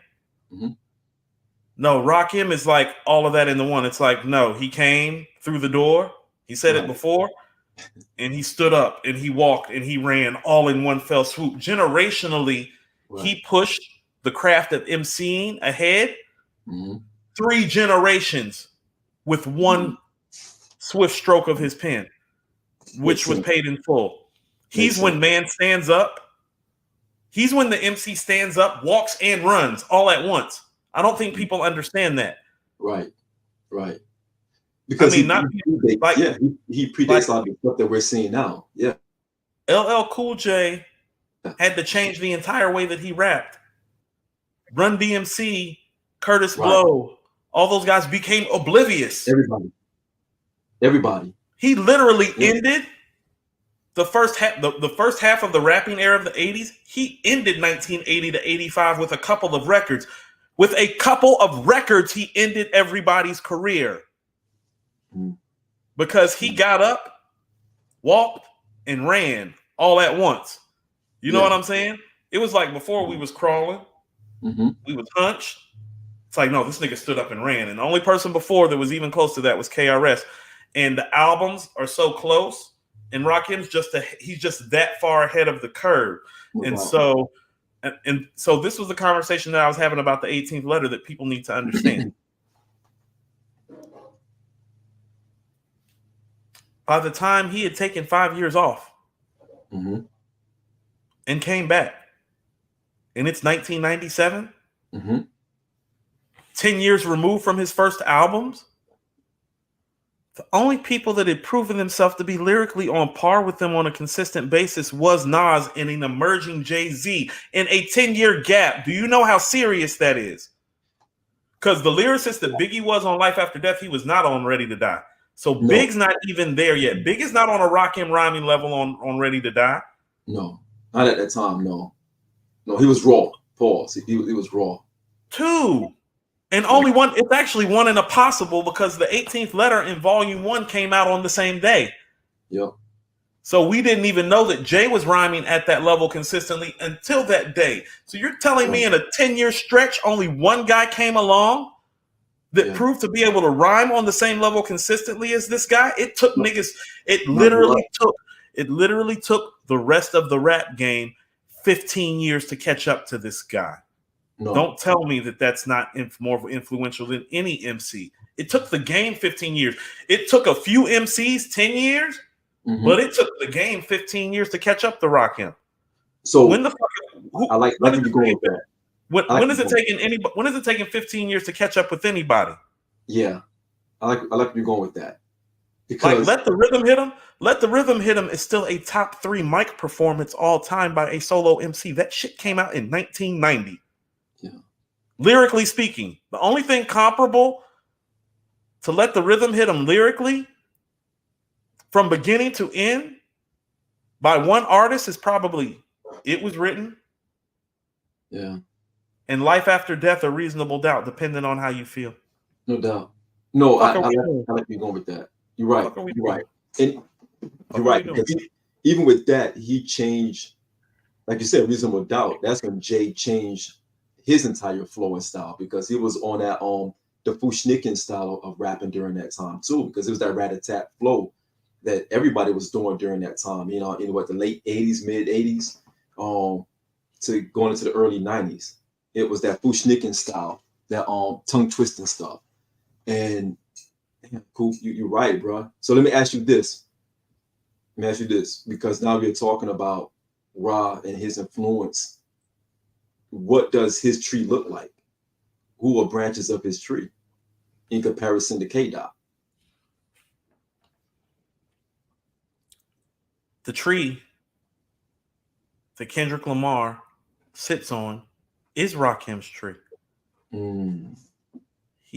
He's sitting on his tree. That's what I'm trying to get people to understand, is that all of you guys post 1991 that call yourself lyricists, you all sit on that tree. You do understand that, right?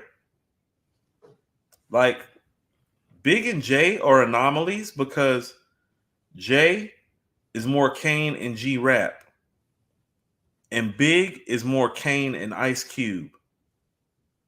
The rest of you guys that are high-level lyricists are really off Rakim's tree because none of you guys are socially conscious like KRS-One or Chuck D. That's what you're saying. So all of you dudes, like Eminem has a lyricist, is on Rakim's tree too. It's just he's off of Redman's tree too. Like, it's a blend of trees. It's like cross-pollinization. You know what I'm saying? But no rapper has been cross.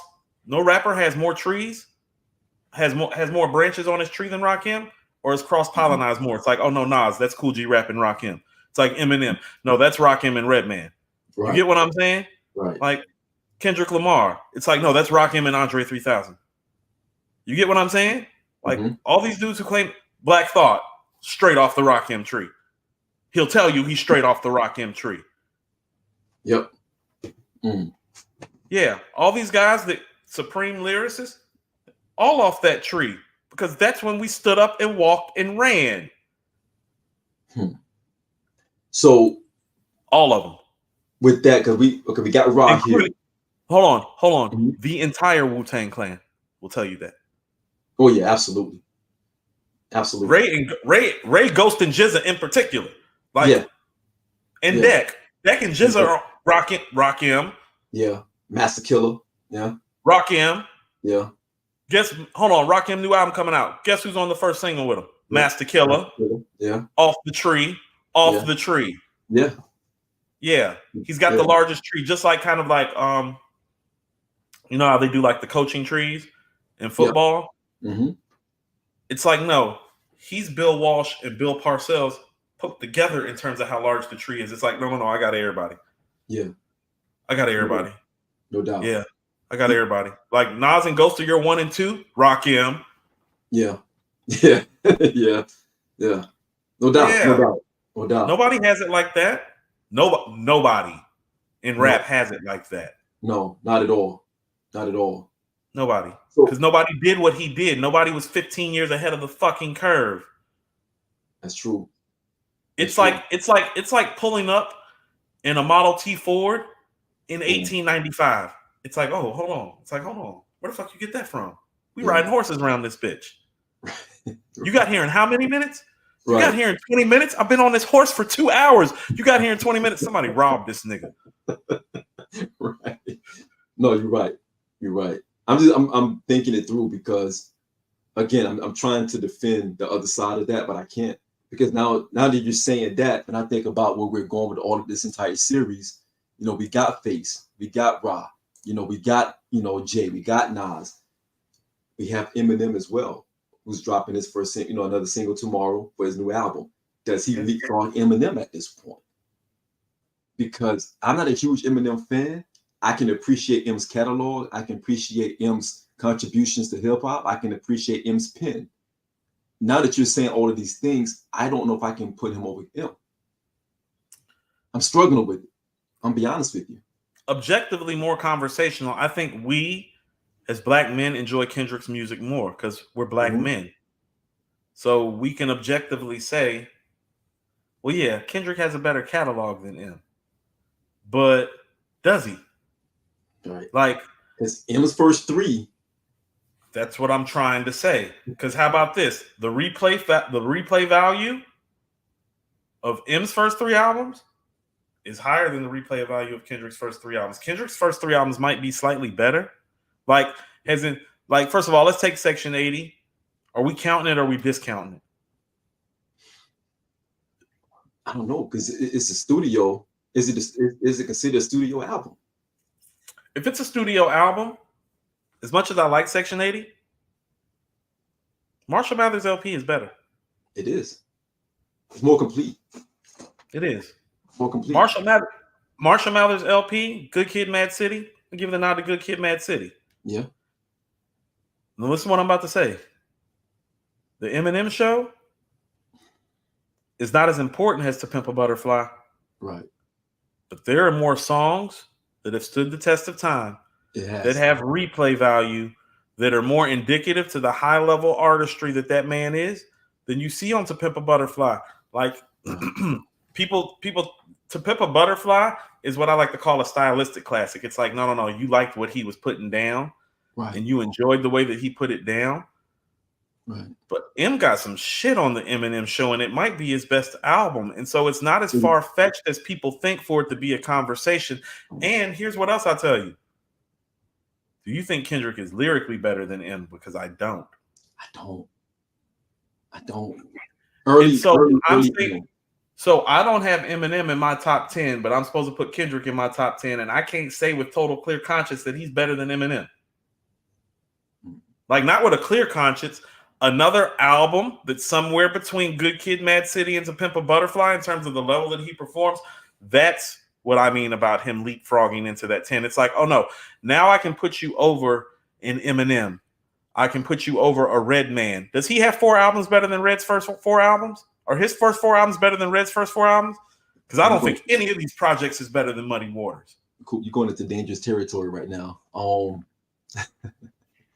You're going into a weird space right now. Like, what the album's better than Section 80? That's a dope album. There's a Dark Side is better than Damn. I think Muddy Waters is better than Good Kid, Mad City, or it's comparable, or it's a wash. And he's got Doc's the Name, to back him up. Like, no. Are you sure? No. Like, I know y'all love him. You sure he's better than Redman? Like, are you sure?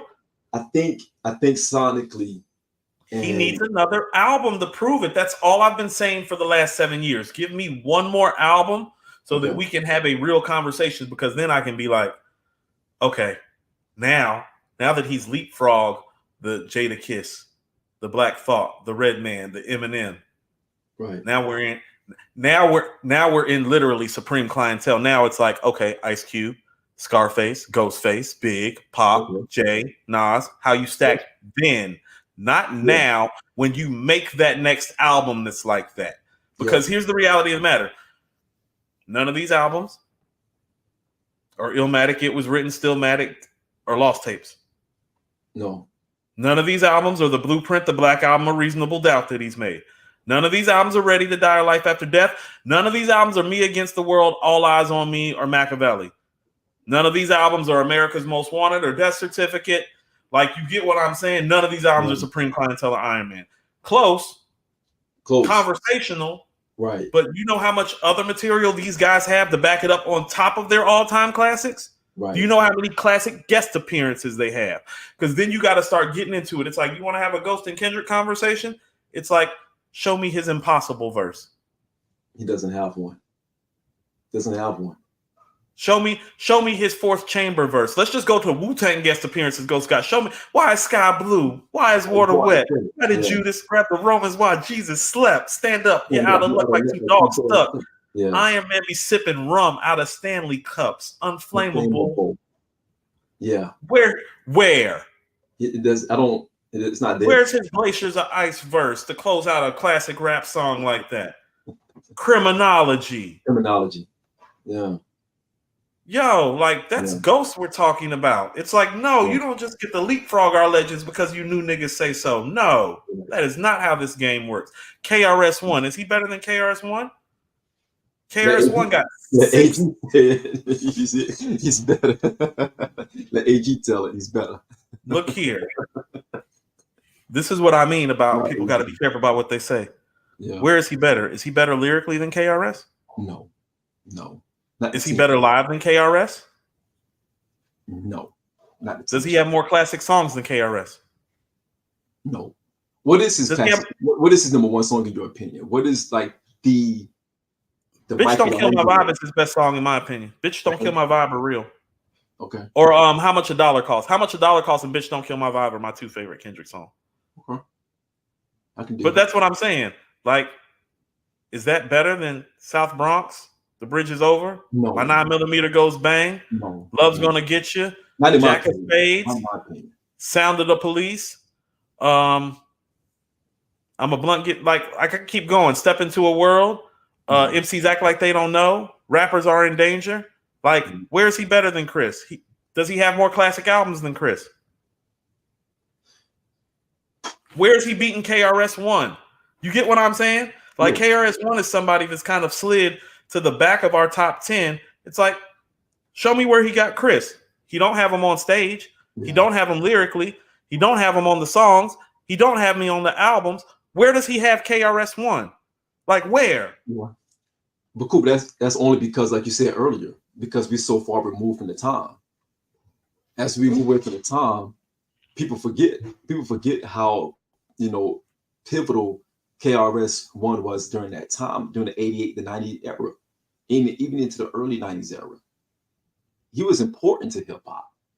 You take him out of hip hop, there's a big gap there. Pause. There's like a huge missing piece there. It gave birth to a lot of different. That's why I always ask about the tree. I always ask about the influence tree. Who did KRS influence? Who did Rakim influence? Who did Kendrick influence? That tree is important. I mean, if we want to talk about social commentary, Kendrick, how about this? Kendrick lyrically and content-wise is more Rakim and KRS-One with Andre 3000 style, because he has some of KRS-One's social commentary sensibilities with Rakim's lyricism, but with Andre's style. He's a nice hybrid. Don't get me wrong. He's a phenomenal hybrid. Even coming from the West Coast, that makes it that much more even on a higher tier, because he's not influenced. That influence is different on the West Coast as opposed to the East Coast. Like people understand this. Like, Tupac is off the Chuck D, KRS-One, and Ice Cube part of things. He's actually one of the few guys that came after Rakim that's not off the Rakim tree. Yeah, absolutely. You know what I'm saying? Absolutely. And even he quoted Rakim. Yeah. Bear witness to the dopest fucking rhyme I wrote. Taking off my coat, clearing my throat. I got my mind made. Come on. Like even Pac quotes Rakim. Come on. Right. Right. Don't do this. Like, that's why I be telling cats, it's like, stop calling me a hater and know your history first. They're going to hate you on like, this one. Listen, no, you need to know your history. Like, don't talk to me about Kendrick being better than KRS-One till you can name KRS-One's first 4 Boogie Down production albums in order, so that I know that you actually know what the fuck you're talking about. You can't. Right. You can't. So since you can't, don't dance with me. Your steps ain't right yet. To quote Jadakiss on Checkmate, don't want to dance with me. Your steps ain't right yet. No doubt. So it's not me hating. I'm just informational. Right. I'm not holding on to it. I'm aware of it. Right. I'm aware of it. That's all. Because we live through it. We're not looking at old footage. We lived through that era. Kendrick's better than a lot of guys. Like, Kendrick's better than Mos Def. Hey, absolutely. Yeah. You'd have to put him ahead of a Lupe. You'd have to put him ahead of a Lupe and Mos Def. You get what I'm saying? Like, he jumps a lot of great guys. You'd have to put him ahead of Kane and G-Rap just off the catalog. Off the catalog. You got to put him ahead of, in my opinion, ahead of Black Thought as well because of the catalog. You have to. He's ahead of a lot of greats. That doesn't make us haters because we're saying that he's not in that other tier. If you look at that pyramid. As much as I know that Black Thought's a superior MC, as much as I know that Black Thought's a superior MC to Kendrick, it's like, well, Black Thought got cheat codes and all the root stuff, and like that's not enough to leap somebody like a Kendrick at this stage. It is enough. But how about this? That's more conversational to me though, Shawn. Is like Kendrick better than Black Thought? That's more conversational, but Black Thought is lyrically in everybody's top 5, but not in everybody's top 10 overall. No, but it's because of the catalog. It's the catalog. And he was part of a group. All those things matter. All those things matter. Like Ghost got the group work and the solo classic. Scarface got We Can't Be Stopped with the Ghetto Boys. That's a classic. That's true. Again, that pyramid, as you go up that pyramid, it gets a little bit more lean. Right. And it's okay. It's okay. Like, everybody knows how I feel, and if they don't, I mean, don't confuse me taking Drake in this battle with the fact that Pusha T's been my best rapper since post Godson, pre King's Disease, Magic Run. My favorite guy in that gap was Pusha T. Is he ahead of Pusha T? Yes, he is. Yes, he is. Yeah. So it's like, don't tell me I'm not being objective when I'm putting him actually ahead of my favorite guy of the last 15 years. Yeah. You said it. You said it many times. Yeah, because it's true. Don't matter how much I like somebody. People think that like my personal biases like take over with this. It's like, nah, fam. I just listen to the music. Like when I hear Rakim rap on Let the Rhythm Hit Him, I'm like, hell no, Kendrick can't rap like that because he hasn't done it yet. No. Not from beginning to end. No, not like that. Not like that. Like how about this? People need to understand this. If you don't understand what I'm saying when I'm talking about Let the Rhythm Hit Him, since Feel versus the Bar Seminar, the way Kendrick is rapping on Feel, that one record, Rakim has a whole album where he's rapping that way. Absolutely. Excuse me? The whole album is that way. Absolutely. Where like I literally go listen to that album sometimes, and I still find stuff that I didn't catch before. Like, damn, I don't believe he said that. Like, oh my god, cool. This guy is nice. Cool. Even his lightest songs like Mahogany, he's taking it there. First of all, Mahogany's better than everything on Kendrick's last 2 albums. Everything. And that's light work for him. That's Mahogany's light work. He's just coasting. He's relaxing. That is the slight work. That's also the song that New York State of Mind by Nas came from. You know what I mean? That's your slight work. Hold on. His slight work inspired what might be Nas's greatest song. Absolutely. And it captures. Y'all want to tell me? Y'all think this guy better than who? Better than who? Yeah. Not better than that guy. No, not that guy. Not that guy. So respectfully, I think, of the guys that we've mentioned,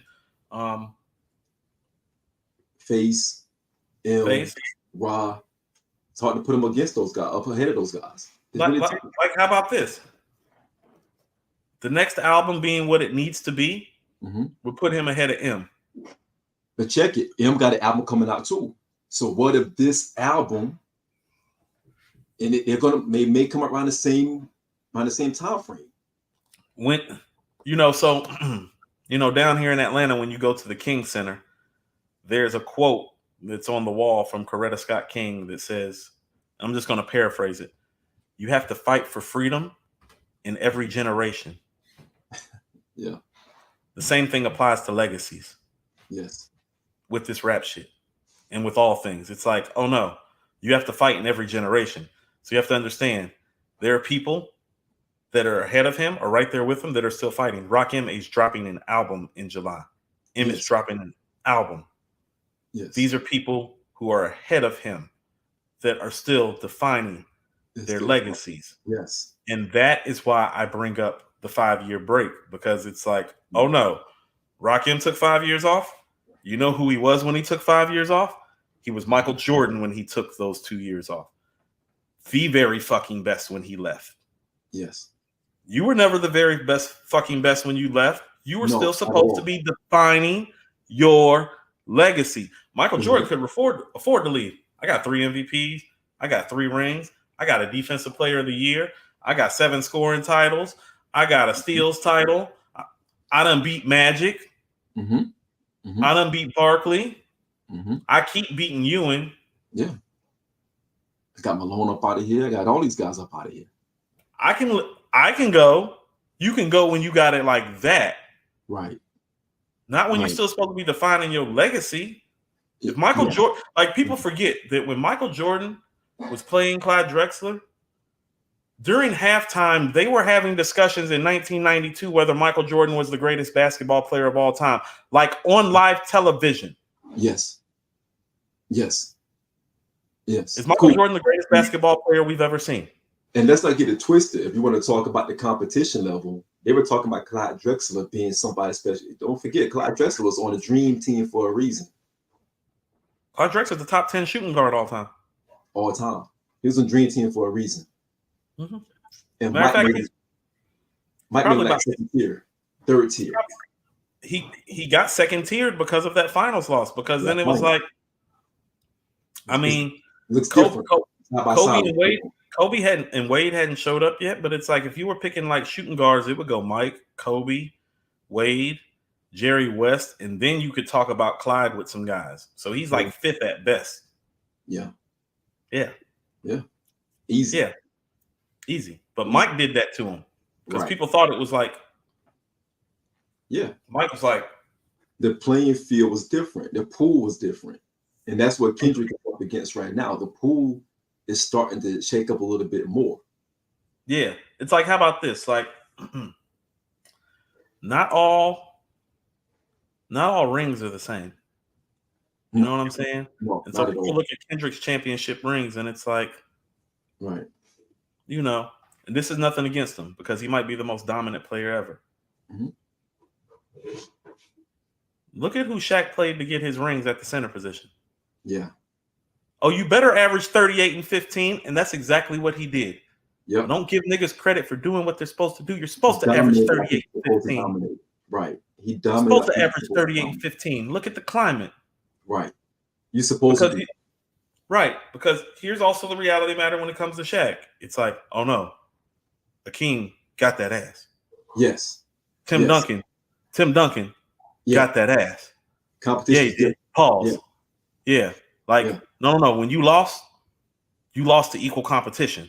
Absolutely. And that's what I keep saying about Kendrick. It's like, oh no, y'all looking at him. Oh, look at those numbers. He got 38 and 15. It's like, talk to me when he play Akeem. Talk to me. Absolutely. That's all I'm saying. Talk to me when he played Tim Duncan. Talk to me when he played somebody top 10 like him. Because Coop, what you're saying right now is no different than the year 94 to 96. Big, Nas, Pop, Jay, Ray, different. Ghost. It's different. Heavy hitters all over the place. Prodigy, Redman, Method Man, Young Andre 3000 that we thought was gonna. Ice Cube is still around. Yes, Scarface is still active. Snoop's the fucking man. Snoop's the fucking man. Snoop was still the man, regardless how you want to look at it. Right. The playing field. If Pop was active. That's different. It's different. Like, it's like, this is what I'm saying. It's like Nas's verse on The Truth where he's like, Doggy Style CD turned that murder was the case up. Thinking when my first shit drop, I'm gonna leave they face scrunch. He's comparing his shit to Doggy Style. Yeah. Like he's making Illmatic listening to Doggy Style. That's competition. That's competition. And what did Big say? So albums like Snoop, oops. Saying that's competition. These are heavy hitters. Interscope telling Tupac to wait because Ice Cube is the man is competition. Yes. Tupac album got put on hold about Ice Cube running the fucking rap game. Yes. Yes. Interscope told him, you can't release that album. Ice Cube's the man. We actually want your album to sell, so we're putting it on pause. Right. That's competition. It's competition. It's competition. Right. When has he even had enough competition that people have been like, pause? Or where is the Doggy Style to his West Coast Illmatic that is Good Kid, Mad City? Where is the group that made it Enter the Wu-Tang? We can't talk about it. Where are they? Who are they? Where is the purple tape at? You get what I'm saying? Like, where is a Southern artist making something comparable like to Scarface's The Diary in this era? Where? Not because he came at a time when everything was died down. And again, that's not to say anything ill about him, because before him, who we was talking about Wayne. We were saying, is Wayne the top 5 dead or alive? It's like this. I don't think he's ahead of Wayne, just so we're clear. That's an adult conversation. I don't think he's ahead of Wayne. Yeah. And I'm not even the biggest Wayne fan, but Wayne deserves his flowers and his respect. Wayne's been rapping just as long as Nas and Jay have. People don't understand that. He was just much younger. Yeah. Yeah. He's just not 50. He's closer to our age bracket. Matter of fact, he is our age. I think 98, 99, when Wayne started like really ramping up. Yeah. But this is how about this? Let's look at it like this. Boston Celtics are back in the NBA Finals, because then I got a slide in a second. Yeah. The Boston Celtics are back in the NBA Finals, Shawn. They got, what, 18 titles? 17? 17. 17 titles. Nobody talks about those 2 titles that the Celtics won in the 70s. They talk about Bill Russell Celtics. They talk about Larry Bird Celtics. Do you want to know why? Yeah. The competition they face. Because different. Bill Russell had to beat Jerry West and Wilt Chamberlain and Elgin Baylor. Right. Like people forget when Bill Russell is winning these rings, him, Wilt Chamberlain, Elgin Baylor, and Jerry West are the greatest players who had ever lived. Right. He was beating the other greatest players that had ever lived to win his rings. Right. To a clash. He was beating Wilt. He was beating Wilt in the Eastern Conference Finals, who most people consider to be the best player, him and Wilt. And then he was beating the guy that was considered to be second or third in the finals in Jerry West every year. Jerry West is 1-9 in the finals. There are Laker fans that literally do not like Bill Russell because of what he did psychologically to Jerry West. Yeah. Oh, and Oscar Robertson. Oscar Robertson would be the other guy in this conversation. Right. Elgin Baylor, Oscar Robertson, Jerry West, Bill Russell, Wilt Chamberlain. That's your top 5 players of all time during that time. Yep. Bill beat them all except Oscar with regularity, and that's because Oscar's teams weren't good enough to get there. Exactly. Larry Bird, Celtics had to beat Isaiah's Pistons, Magic's Lakers, Dr. J and Moses Malone 76ers. That's why the Celtics fans talk about those teams and don't talk about those 70s teams, because they look at it like, well, who they beat? It was a watered down era because the ABA came into play and siphoned off the players. Right. Those Celtics teams didn't get to play a prime Dr. J in the 70s or George Gervin. They were in the ABA. Right. So those 2 Celtics titles that Dave Cowens won, they never get talked about. And it's not because those teams weren't great. It's because the competition wasn't great enough. It matters. It tapered off. You came at the right time. It tapered off. It matters. Yeah. The competition matters. And so when people look at the Celtics championship rings, it's like, well, they grade Larry Bird's the toughest because Larry Bird had the toughest road. Yep. And then they go to Russell. They don't talk about them 70s teams. They look at it like it's like, oh, all you want is 2. Larry run us 3 in the toughest era ever. Yeah. Bill beat Wilt Chamberlain with regularity. You know, a guy that literally averaged 50 points and 25 rebounds in a season. It's like, no, Bill Russell kept beating that guy. People don't understand this. You know how many people have a higher scoring average to this day in NBA history than Jerry West? Like in history, in his 14-year career? Let me name them for you. Michael Jordan, Wilt Chamberlain, LeBron James, and Kevin Durant. That man has not played basketball in almost 40 years, and there are only 2 people, 3 people that have come along since that have a higher scoring average than Jerry West. Jerry West is busting people's ass. He is the name of the logo on the NBA. That's who Bill Russell beat to win titles. Yeah, he's a logo for a reason. He's supposed to have titles under his belt. That's different. He has 1. He should have like 5. Right.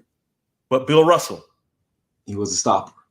Competition mattered. Oh, because all that shit Jerry West was doing going in the lane against everybody else? Yeah. Not against Bill. No. Better stop right there and pop and make all those shots.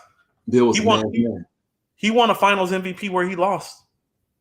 Yeah. That's how cold Jerry West is. Jerry West is the only man to win a finals MVP and lose. The only one. The only one ever done it. Yeah. Oh, so competition. That's what real comp looks like. It don't matter what era you do it. It matters what the comp looks like. It's like, no, Akeem's 2 rings are greater than almost everybody else's 2 rings because Akeem didn't play with another Hall of Fame player, and he beat David Robinson, Shaq, and Patrick Ewing. Boom, boom, boom. The end. I'm the man. I'm the man in this era. Slide me in the number 2 right behind Mike. I'm the man. No, David, you got nothing for me. You need Tim Duncan to win your rings. I don't need a Tim Duncan. You give me Tim Duncan, we're running the table. And that includes on Mike probably. If you gave Akeem Olajuwon Tim Duncan, yeah, Mike wouldn't have those rings. No, not during that time. During that time. No. Like Tim Duncan came out in 97, right? Yeah. If 97, that's when they won. That's the difference between Akeem Olajuwon and David Robinson. If Akeem Olajuwon has Tim Duncan in 97, Mike not getting that ring. That's how bad Akeem is. Akeem outplayed Shaq in the NBA Finals when Shaq literally averaged 28 points and 12 rebounds, and he still outplayed him. He made Shaq look crazy on a lot of those plays. Man, look crazy. He was just a winner at that time. He undressed David Robinson the year David Robinson won MVP in the playoffs. He did. He's like, that's my award. He took my award from me. That's what he was telling his teammates. He took my award from me. Yeah. That's what confidence is. So, yeah. No doubt. Bruh, now you got to get up out of here, man. Let's call this one. Yeah. Let's call this one, man. Good one, man. I mean, we still got more to go. It's almost 2 hours. We still got more to go. So I mean, we on our trilogy shit this weekend. You know what I'm saying? We might have a bonus cut. We may have a bonus cut after this. You remember Dexter? Trilogy killer? Yeah. That's what we on. We on our trilogy killer shit this week. Yes, sir. Yes, sir. Yo, shout out to the team, man. Shout out to the team. You know, AG wanted to be here, but we had to do a 1-2 punch on this one, and we're gonna come right back at you though. This is a trilogy, so this stick with us, everybody. We got some more to come. Yeah. We got a lot more to come. So this is the 10th episode, so we got to do it big for the 10th episode. This is a milestone, big milestone. So yeah, bro, let's call this one, bro. Yeah, that's what's up. No doubt. Sunny day in Atlanta, sir. Indeed.